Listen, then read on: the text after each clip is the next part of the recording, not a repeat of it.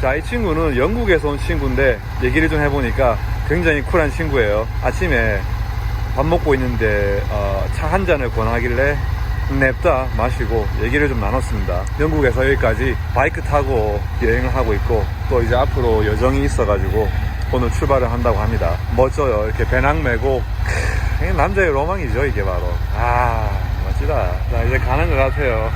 See you around. Take care.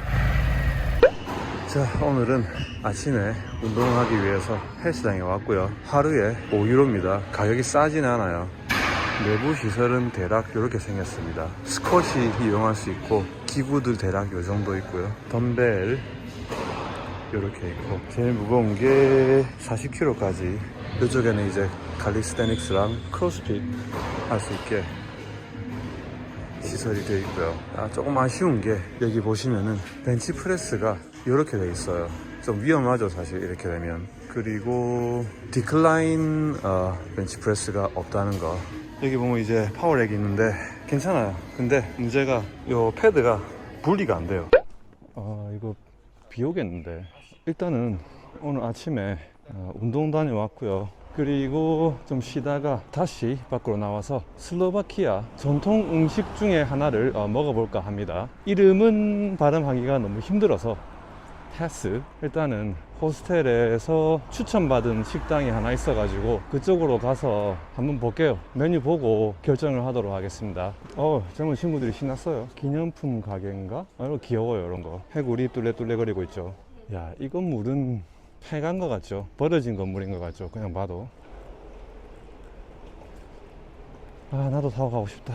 일단 호스텔 직원 말로는 그렇게 가격이 막 바가지는 아니라고 합니다. 여기 현지 사람들도 가서 많이 먹는다고 합니다. 일단은 길 예쁘다. 근데 유럽은 유럽이구나. 야, 자, 여긴 것 같은데 2층으로 올라가게 돼 있는 것 같아요.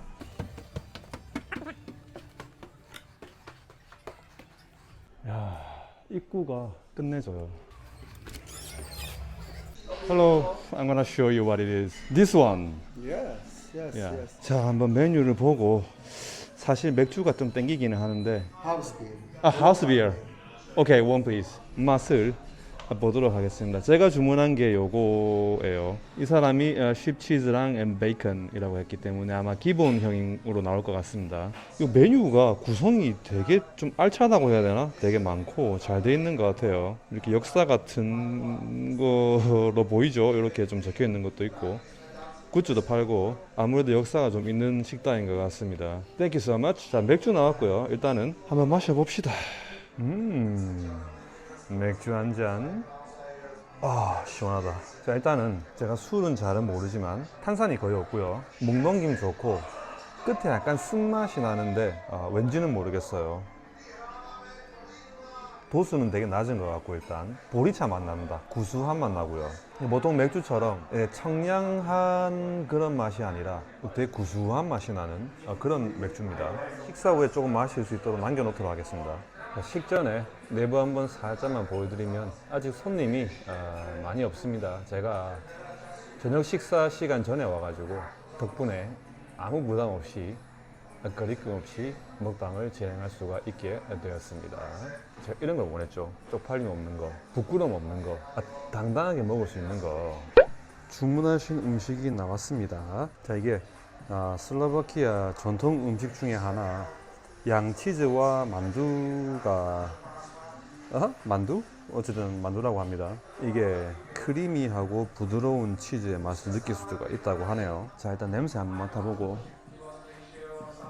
냄새는 좋다. 이게 인터넷에 보니까 한국 사람 입맛에는 좀 안 맞을 수 있다라고 적어놨길래 좀 궁금해요, 맛이. 이게 만두라고 한 이유를 알겠다. 요 조그마한 알갱이가 되게 조금 만두라고 보시면 돼요. 근데 안에 뭐 들어있는 게 아니라 그냥 되게 쫄깃해요, 만두처럼. 이거는 베이컨 같은데 이게 베이컨인지 감자인지 알 수가 없어요. 근데 맛있고 짜요. 이 작은 알갱이 하나하나가 약간 반찬 같은 그런 역할을 하는 것 같아요. 짜요. 크리미한 건 맞고 우유, 치즈 뭐 이런 맛 확 나고 확실히 자, 크게. 이게 베이컨 같아요. 그리고 이 하얀 알갱이가 감자로 만든 것 같아요. 제 입맛에는 맞습니다. 이 베이컨이 확실히 좀 많이 짜요. 하나하나가 굉장히 짜기 때문에 이걸 잘 섞어서 드셔야 됩니다. 자,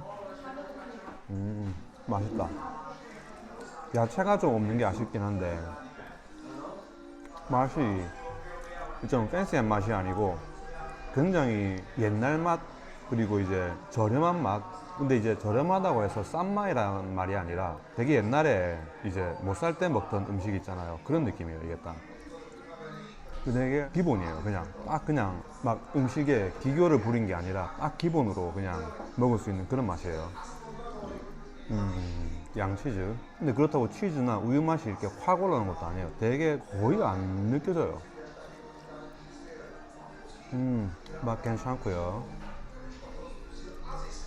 개인적으로 뭐 양파나 양배추, 당근 이렇게 각종 다른 야채들하고 계란도 오믈렛처럼 이렇게 풀어가지고 넣었으면 괜찮지 않았을까 그런 생각이 드네요. 물론 이제 이게 전통 음식이니까 있는 그대로 먹어야 원래는 맞죠. 이 정도면 뭐 요즘 한국 젊은 분들 먹는데 전혀 문제 없을 걸로 예상됩니다. 나이 드신 분들은 좀 싫어할 수도 있겠다. 맛이 어떻게 보면 좀 닝닝하다고 할 수도 있고, 그리고 베이컨이 확실히 짜기 때문에. 그리고 맥주로 입 한번 헹궈주고. 아, 좋다. 아, 좋아요.